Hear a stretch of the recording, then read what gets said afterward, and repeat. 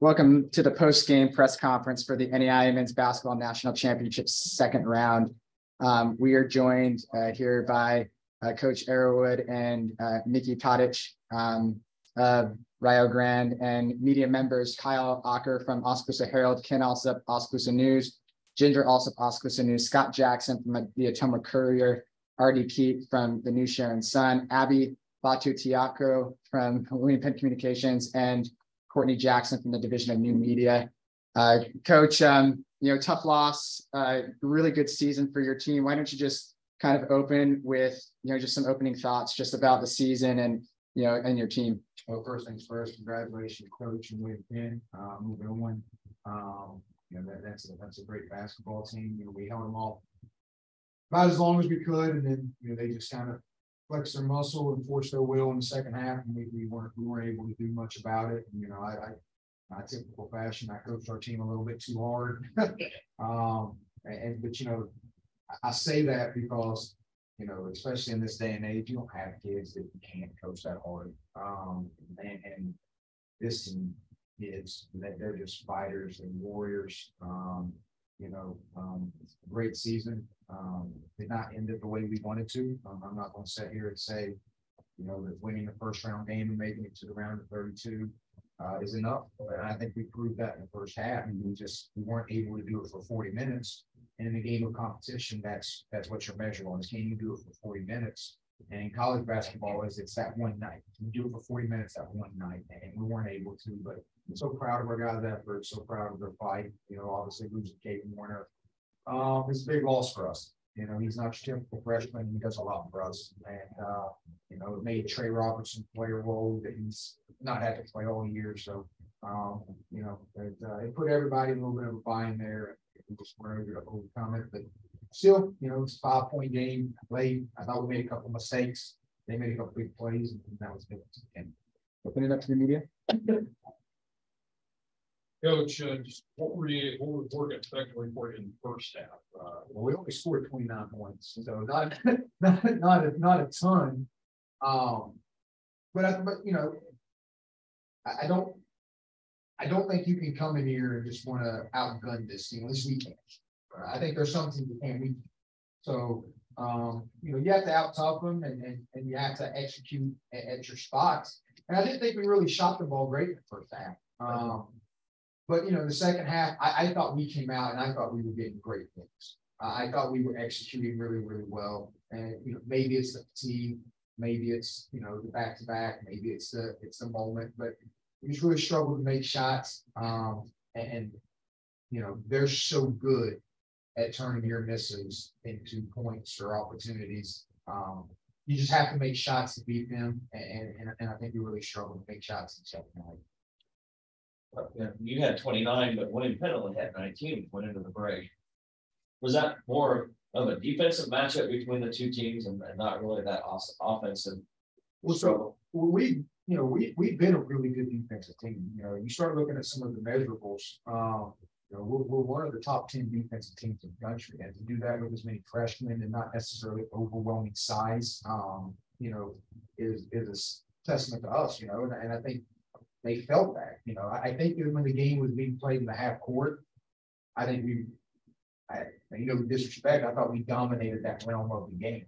But that's not basketball, right? And they were able to get us to miss shots. We weren't able to get some offensive rebounds, and they were really able to get it clicking in transition. And then when they start clicking in transition, then they can get some open threes. They hit them in the second half.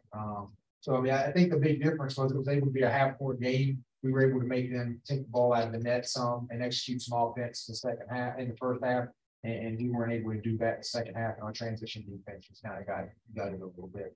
First half didn't have many fouls either. William Penn actually had 0, and I think you guys said about 5 or something. Officiating had nothing to do with the outcome of the game, but I do think it was officiated 2 different ways in the first half, second half. Well, I was just going to say, do you think the refs let you guys play a lot more? Do you think that impacted the flow of the game for you guys?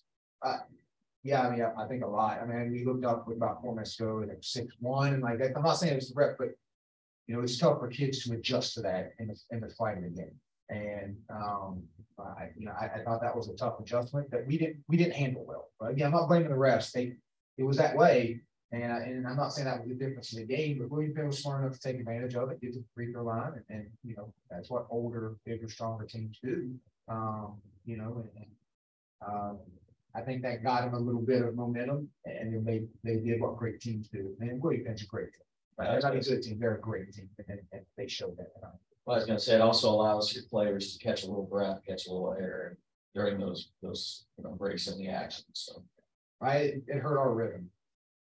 It hurt our flow, what it did, and you know, I think it really took the flow out of the game in the first 10 minutes of the second half. I think the first half had a pretty good flow to it, ugly, which we liked, but it had a flow, and I didn't think the second half was like. Miki, last night you had 6, but then you were able to open up and score 18-9. What was the difference in the 2 games? Or was it the way they were? Was it the way they were defending? Or I'll be honest, probably just thought for a while. We played 20 minutes last night, but no, I never played for stats or anything. I tried to make the right play, and they didn't help us much as other teams would. So I more 1-1 or different looks, and I felt like I had to be aggressive tonight, which I felt like I was more of. So it was all of that, some more points. And I mean, anybody that looks at the lines for William Penn throughout the entire season knows that second half is definitely their strong suit. And when you guys got to that point where William Penn took the lead and the 13.5-minute mark, I guess this is more for Miki. Did you feel like there was a little bit more sense of like, granted, we have to start keeping up with them? Teams like that, like William Penn, teams like the run and overpower you, rebound lead and pace. They try to overwhelm you, not in the first 10, but 30, 35. And I mean, it's win or go home. So when you lose that lead, you feel a little bit of that. But in the game, in the heat of the game, you're just thinking winning. It's not as much, I think, chaos, but try to stay calm in the moment, try to make the next right play. And yeah, try to win. And Coach, I know you said it's a disappointment. You wish that you could have made it further, but you guys are young. You have one person on your roster. Tell me what kind of confidence this gives you guys, knowing that you still got more seasons to play. Oh, you know, we put Shiloh as a junior because he can take the 5th year. He's not going to. He's engaged, and he's going to graduate. He's a great student, and he's going to be, you know, he's a heck of a man. He's an All-American 3 years ago. He was, my personal opinion, is the player year in our conference, but he wanted to win more. So he took 12 shots a game. And was one of the most efficient players in college basketball. You know, he's a player who was part of a program that had 2 winning seasons in 18 years, and a coach who was hired, who did not recruit him, and had never coached college basketball. And it's still just. And from there, he has been a 3-time first-team all-conference player and just been an absolute warrior for this program. And we've been to the national tournament 2 times in 3 years. And Miki Tadich are going to go down as first ballot Hall of Famers in our program and be faces of the turnaround for Rio Grande basketball. So where he is a junior, he is a founding father in the Rio mentality and the Rio culture. So losing that young man is hard, but it's okay because he's engaged. He is going to be a better husband, a better father, than even as a basketball player, because he's just very amazing. Mike Cody was a 5th-year senior who, you know, obviously we knew we were going to say goodbye. And this team is young, but you say, hey, I've learned in my first 3 years, you can't do that because it's a different day and age, right? We may have meetings in 2 weeks and we may lose some of these fights. And that's just today's world, you know, and you can't look at next year. You can't look at the next game. You can't do any of that. You can only live in the moment. And we didn't have a goal of making the national tournament. We had a goal of playing and getting better that day. And we thought we had talent enough to where we can do it. And I think we had enough talent to advance today. And we didn't win today. And so you got to learn through that. It's just sad that this moment comes to a period and we're going to lose those guys. But in a couple weeks, we'll start building our culture right back and grow it more next year. You know, but if we can keep these guys and they can live with the crazy coach who loses his mind and coaches way too hard, you know, I think Rio Grande basketball is going to start to be a household name. You know, it's going to be a program that I think teams fear, and we can keep these guys and we can grow these guys. Hopefully we're in the same position where we've been is tonight, and we're cutting down nets. We're heading to Kansas City. That's where we think our program should be. One more question from the media. Coach, how severe is Caden's injury? Do you know yet? So we're going to take the guys back, and then I'll drive over to the hospital. It's dislocated a bunch. He's dislocated it twice this year. In games, and it's popped back. It's been something he's had. We knew about it when recruiting him. You know, it had happened to him a lot. It would go back, and that's typically when it's happened is when he reaches or an awkward play like that, and it wouldn't go back. So, unfortunately, that ended his season. About 2 years ago, we made our first national tournament. You know, this is his first national tournament. He didn't get played. You know, so that happened to him. His was also torn labrum and all that. So we are just praying that it was a bad dislocation. They can get back in, but that's as much of an update as I can tell. I knew when he went back to the training room, we didn't see him. I knew it had to be back because that was one of the toughest kids I've ever coached. Two quick final things, Coach. Number one, we've seen teams in your conference 2 times now, and there's a feeling here in our conference, at least at William Penn, that conference is incredibly underrated. Tell the folks about your conference real quick and why you guys feel like you should deserve more respect, because we feel like you should here. I'm going to get on my soapbox a little bit here because we over, and you know, I mean, I think we're not a sexy league, and I think, you know, a lot of times we get lost in some of the offensive stuff, but I mean, we're just, you know, we've got some Midwest schools. We've also got some East Coast hard-nosed toughness. You're going to have to work for everything you get in our league. And I think we have proven time and time again, and we got 3 teams in this year, so we're getting a little bit more respect. You know, you had Shawnee State who won a national championship 3 years ago to that league, but I think we should be a 4-bid league. And I think what we're doing in the national tournament is proving that. I think our league proves that. You know, Marion just took Grace, who is arguably one of the best teams in the country, if not the best team in the country, to overtime on their 4. And you know, we led for 40 minutes. And you know, I think our league prepares us for that. You know, 3 years ago, we made the national tournament. We were one of Shawnee State's 2 losses, and you know, they won the national championship. Last year, William Penn was the best team in the country, and no disrespect, it wasn't close. You guys were the most talented team in the country. Kokomo came in here and was able to do 40 minutes. We came in here and we did it for about 25. And we weren't good enough. These are so tough. Good gosh. Our league is. Last night. People who are empowered of this can kind of see where our league is capable of and pay a little bit more close attention. I thought we did a good job in the non-conference in our league as well. Yeah. And then just a final thought for both of you, just your experience in the national tournament this year. How was that? You know, just being another national championship, what was that like?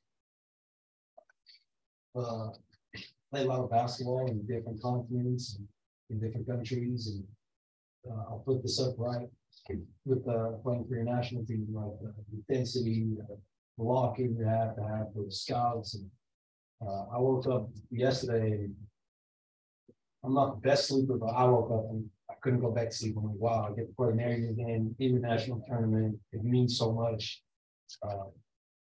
I love it. I wish there were more games to play. Like, I love basketball, and sometimes in the regular season, you know, scout practice they play, scout practice play, but this was, I mean, almost out of body experience from me. I hated it. And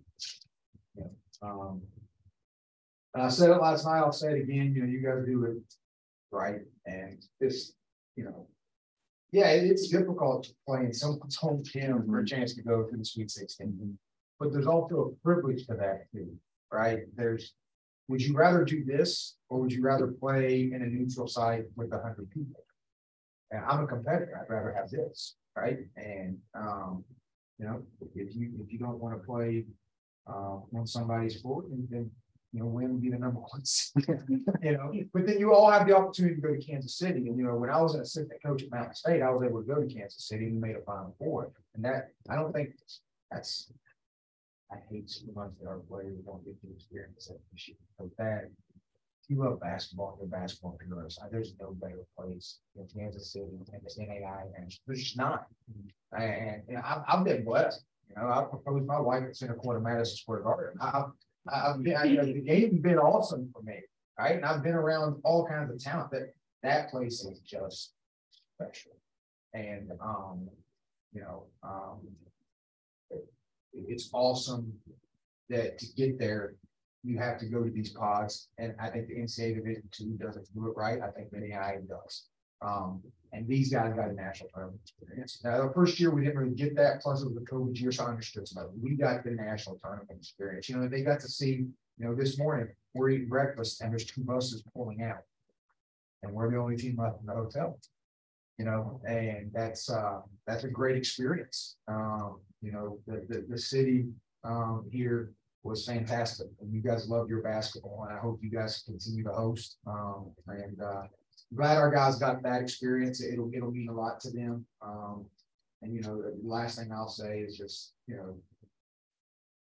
everybody says family, everybody says that, but just our program is about sacrifice, and the sacrifice that these players made to this university and this program. I'm so grateful for it. We'll forever be indebted, and it doesn't feel like it tonight, but we're going to look back at this, and this is a program that's got a lot of good basketball history, and this is the top 5 season of that program's history. So we're excited about the future. We're proud of what happened here. We wish we could end up with success. Well, we have enjoyed hosting your team. You guys have been respectful all throughout, from the start of the coaches show to the very end, nothing but class. So on behalf of Oskaloosa and William Penn University and our host committee, just want to thank you for being here. I apologize for my language. I can live my whole life and never be like that, but I get on the side. You guys were you're just awesome, and just getting to know you guys at the coaches show was really good. So congrats on a great season. Good luck in the future, and we appreciate you being here in Oskaloosa. Thanks, guys. Welcome back to the post-game press conference for the NAIA Men's Basketball National Championship second round in a game between Grande and William Penn University. We'll start with you. Why don't you just give us some opening thoughts on redeeming the opening round here at William Penn, and how good it felt to get to Kansas City on our home court. It has been brought up that we didn't get it done last year. I'm not going to even touch on that, because every year is different. Yeah, it haunted me. It haunted some of the players that were returners, but guys like CJ or these new guys, they weren't responsible for that. The ball bounced wrong last year, but it bounced right this year. It doesn't make last year's team any worse or this year's team any better. We just got it done. My emotions right now are, we hosted. It was fantastic, to you and your credit and your team and game ops and everything else. And then to our team for playing the way that they did, with injuries and distractions and everything else, for us to get it done, and for us to be 30-3, regular season conference champions, tournament conference champions, and now regional champions, and headed to Kansas City. It's a remarkable thing. And I don't know how many people actually know how long it is from August till tomorrow.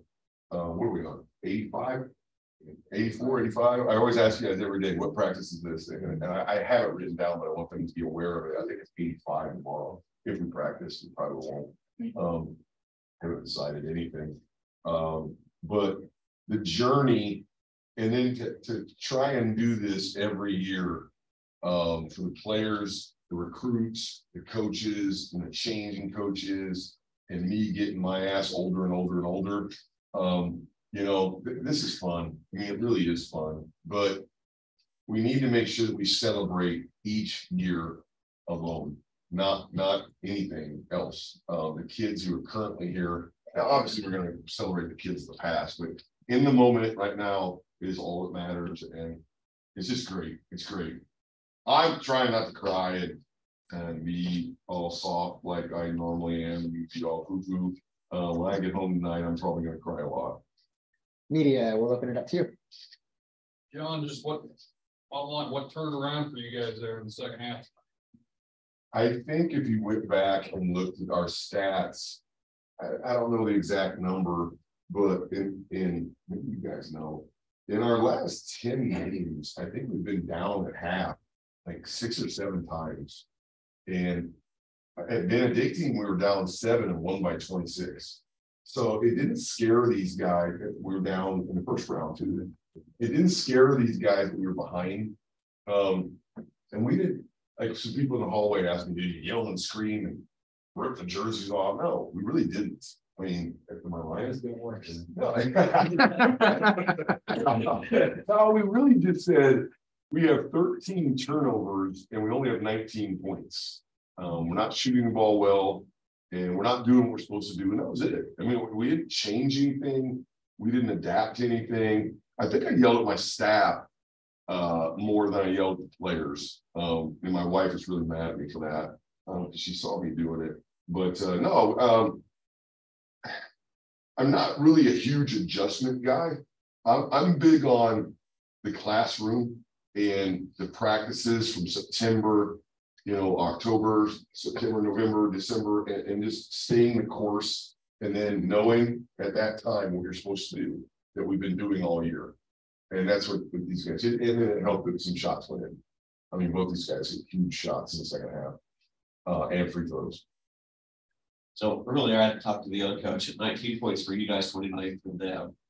Defensively, both teams were on it at a period. How was that for you guys to overcome that pressure? For us, and Coach Hickenbottom, Don Hickenbottom said it best. He's like, if you told me or us as a staff that we would hold them 29 points at halftime, we've been thrilled, because normally we have 50. It'd be 50 to 29. But when we had 19 now, I was shook a little bit. I was like, what are we doing? I mean, 19, you usually have 19 yourself.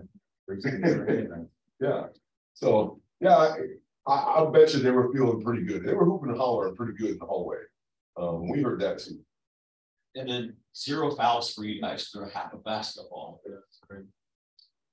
I am the answer to the crazy trivia question. I played in a college game 100 years ago here at Penn where we were not, our opponent Upper Iowa was not called for a foul, and RD's shaking his head, so he's probably here.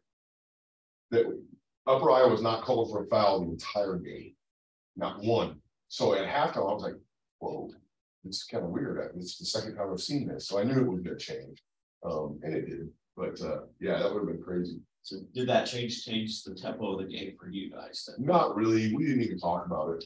I mean, you can ask these guys what they were feeling because they were out there sweating. I was just sitting on a chair. Well, what were you thinking at halftime? Like you said, 19 points. Were you concerned at all about things, or did you feel like you were? I wasn't really concerned. I was really just trying to figure out a solution to get back up. Like just trying to keep my team together, figure out what we can do to get back up and win this game. And I was getting flashbacks from last year in my head, like Coach Herman was talking about. I've been here before, and some of the new guys on the team don't know. It haunted me a little bit, but I'm just glad we came out second half and did what we did, kept our tempo going, and pulled out the win. I think we both be lying. Like Nick asked the question about redeeming last year. I think we both be lying if we didn't feel relief right now. Yeah. I tried to play it off. I tried to give you all the coach. I knew it would eventually come out. I tried to play it off. I tried to give you all the coach speak, and it's about this year's team and blah, blah, blah. Like I'm supposed to say, hey, oh yeah, I feel relieved. I'm sure you're going to Kansas City, baby. We're going to Kansas City. Oh, it was so horrible last year. I was like, Malyk, and to that point, how much of that motivated you going into the second half, not letting that happen? I was super motivated. My teammates, I seen them, they had their heads up a little bit, and I picked their heads up. And I just tell them, keep fighting. And we're big on being the second half team. These next couple of games, we're gonna try to be the first half and second half team, because we can't keep falling in deficits. I didn't lie about the second half stuff, but I was kind of bull crying there for a little while. It's a relief. I'm gonna be honest with you. How you feel, CJ? At halftime, I just felt JP, I came in and started for JP tonight, and he a senior. So I didn't want him to spend his last game sitting out, you know what I'm saying? So I told him at halftime, I'm gonna get it done for you, because we need you next round. And that's when This man was huge tonight with Rico Suarez, or Rodrigo Suarez went down too, and he was so sad. Man, he started crying, and at halftime he said, I can't go, and he started crying in my arms. I was holding him. To be honest with you, me and Rico ain't that tight. But you know, I got it in my arms, it's crying on my shoulder. And I look over and JP's right there too, and I'm like, God, it's done. And their buddies picked them up, played better. Obviously, I think we just wore them down. Strength in numbers. You know, we play a lot of kids, and we just kept fighting. There were 2 times I looked up at the clock and thought, is that thing moving or not? You know, so I can't beat us, you guys. It is a relief. Rebounding, you end up 49-34, but you're only 3 rebounds to positive at halftime. Then they come out and rebound them 27-15. Was there some discussion about that getting to the boards and getting to the ball, CJ? no, that's just what we do. That's our identity. So in the first half, we knew we weren't doing what we were supposed to do, and we weren't playing with as much effort as we should. So in the second half, we just got back to ourselves and did what we were supposed to do. Well, like I said last night too, when you can't shoot, you better be able to rebound. Because we're not a great shooting team. We are sporadic. You know, we might hit 3, 4, 5 shots in a row like we did there in the second half. And DA and Malyk and CJ all made some big threes, but we're not a great shooting team. So we've turned rebounding into part of our offense, and that's how we play. You got another free throw back there too. Yeah. It's like good. Malyk, other guys talked about this, and Coach Henry talked about this, about how important that is to stay in motion during free throws. We work on that a lot today. We worked on it today. Every day we even talked about today. We even talked about free throw walks out to fast break, and that we had done that before. But no, it's definitely, like I said last night, it's what we consider special teams, like out of bounds plays, and free throw box out, stuff like that, sidelines out of bounds, press break. That to us, like correlation to football, is special teams, and we're going to win that every game. And tonight was huge. Munir knew. He's really good at it. Yeah. Eddie and Munir are the 2 best probably that I've ever had at rebounding the free throws, specifically when we are shooting. And they just tenacious. But it's not just them, it's all of us, because we hold ourselves accountable to that. And Don Hickenbottom is in charge of that. So, you know, props to him. Well, with 12-11 left there in the second half, Munir comes down, gets a shot, gets you up 36-35. And then about 30, 40 seconds later, CJ, you hit the 3, put you up 39-35. And then after that, Daniel comes down and hits one. Is that when did you start feeling a little more comfortable at that point then, or not? I wouldn't say comfortable, but I felt like we had them right where we wanted them. And then we got hot, and we kept being lead, and we just knew if we stayed true to ourselves, and we would get the job done. Daniel Autry may not have amazing percentages as a shooter. He always seems to make a big one at a big time, and he had two pretty big ones tonight. And CJ doing what he did, league being league. But no, it's I don't know what to say. Courtney, you have something? Yeah, I guess another big difference between first and second half was 13 turnovers versus 1. How did that gel in the second half for you guys? I would say it's taking care of the ball. I was telling me, Chance, and CJ as being the guards, we gotta take care of the ball. And who too, you know, you got to drill sometimes, guys who can't be have to take care of the ball.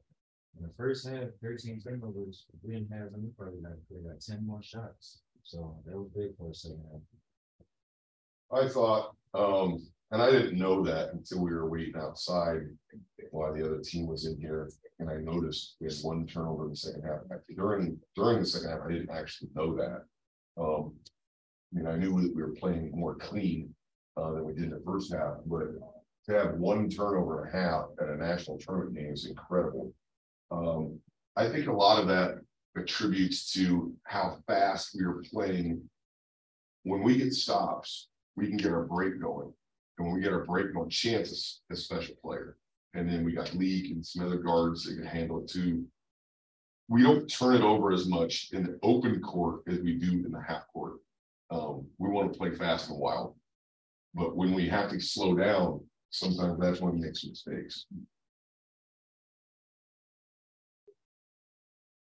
Does it feel like you exercise? It's kind of sitting here right now. Coach Ender mentioned it's relief for you. Does it feel like you've exercised the demons from last year a little bit sitting here right now? Yeah, I'm huge. It was awful. I saw it on film. It was awful last year. The way how we went out, I don't even like talking about it. I'm definitely relieved. It's great. I love this great group of guys. We got to say, I'm just ready to keep on going. I was gonna say for you guys last year, expectations were up here. When I was here early on the first part of the season, it was like, hey, well, we're gonna have fun. I don't know what the expectations were last year's was. You go into you feel like that we deserve the same thing that last year's team did. I would say so. We definitely had high expectations. Like, I'm not going to downgrade either team. They both great teams, even this one. We had high expectations on every team that we won. So definitely a little relief, but it was a great one. Great fun. I'll say the arrogance for you. I'm gonna take it for you. We recruit kids who want to win and who are going to do things as a group and that expect to win. Isn't that why you came here? And me and you hugged, and you were emotional, and you and JP both said that's why I came here, because we were going to do this. We were going to do this, and there's a fine line between being arrogant and being confident. And when we recruit kids, we tell them we're going to do special things. You're going to graduate. You're going to win games. We're going to play for a championship, or at least be in the mix. And when it all comes together, this is what happens. And it just so happens that it's happened a lot of years in a row. And hopefully we'll be sitting here next year. I don't know. But it'll be up to next year's group. We got to start all over. But while we're in this moment, we got some more games to play. At least one, at least, and hopefully 3. But Teamwork in the media. CJ, Malyk, what's your mindset now? Between now and Monday. This ought to be good. I would say now on Monday, like Coach said, we don't know if we have a practice tomorrow or not. But while we're in this moment, we're going to celebrate this win and just take it one game at a time. That's what we're going to take every step. The next game is our last game, the game after that. But we're just going to take it one game at a time and try to keep winning. Yeah, we want to put this one behind us after tonight and lock in on who we play next. We got to take it one game at a time because we can't look too far ahead of us. Because I feel like that's what happened last year. Is it quite like The bracket. I mean, did Montana? Oh. It's 5 seconds left. Thomas Moore has the ball in 67, 67. Wow. Five. The 5 seconds left. Yeah, do me a favor, media. Don't ask us a question about our next opponent. No, let's pretend that it's still going on, end this and move on. I don't want. That's a great point. Are you looking for this? We're not really, we don't know. We have no schedule set for tomorrow at 10 a.m. We have no idea. We did cancel weights though. Definitely cancel weights. Yeah, they were about canceling weights. 7 a.m. weights are canceled. That's the only part of our schedule that's done. I know that I'm going to Taco John's as soon as you let me go to get a super nacho. Nice. Any more for the media? I got a few online here. I guess one last one for either Laker coach. Anybody last year who said, you know, next year is gonna be a rebuilding year. We pretty much just lost our starting five. What would you want to say to them? All I gotta say is these guys that we I got. know what you want to say. I ain't gonna lie, like me, Mo, Rico, Dan, guys who've been here before, we was always ready. Like and the guys before us not playing on the side, they were great players and all that. We was just ready for our opportunity. And today, like the show, we've always been ready for this moment. For me, I don't know how you could kind of say it's a rebuilding year when you're preseason number 6. You know, it wasn't like we were preseason 26. You know, we were predicted to win our league. Now, to people who come to the games all the time, like yourself, and mad respect to you because you know more stats than I do. It could be perceived as a rebuilding year because we lost so many great players, but we knew what we had. Like Malyk wasn't here last night, and I gave the quote that he said, "I've been this good." I love that quote. He's like, "I was just behind some great players," you know. So we know what we have, and we know what we have with some of the cats, the younger cats, you know, the Cams and Mannings. And then guys like him, CJ here, in an opportunity, he's played a lot, but with JP going down tonight, he had to go 31 minutes tonight, and we didn't skip a beat, you know, and that's what it's all about, is having good players who buy into what the program is trying to do and what the coaches are trying to do. It's been a great thing. And for us to keep consistently winning at this rate has just been an absolute dream to me. I just keep waking up and thinking, is this really happening? So 2 final for Malyk Edwards. Okay. Malyk Edwards. Online question. Your fan favorite. I don't know if you know that, but you're a fan favorite here from the state since your second year. I mean, and people love Malyk Edwards. What does that mean to you?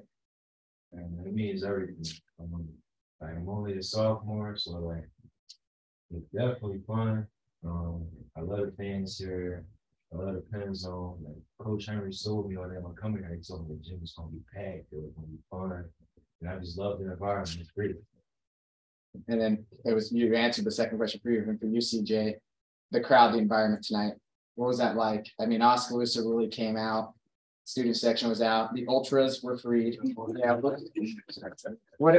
was that like? It was amazing because when we started coming back and started getting on that run, we felt the energy, and we built off that. We built off each other. So we can't do it without the fans. So we love y'all. I want to chime in on that. I want to make sure that I give a second credit to the game ops and the athletic department and the employees. It felt even better than it did last year. It felt big time this year. It was big time last year, but it felt even more big time this year. The Jumbotron helps. The gold out, the fans, the electricity, the Rio Grande. What did DA call them? Rio Grande? Del Grande. I went up to some of their parents and they looked very sad. And I just told them, you know, you got a great team.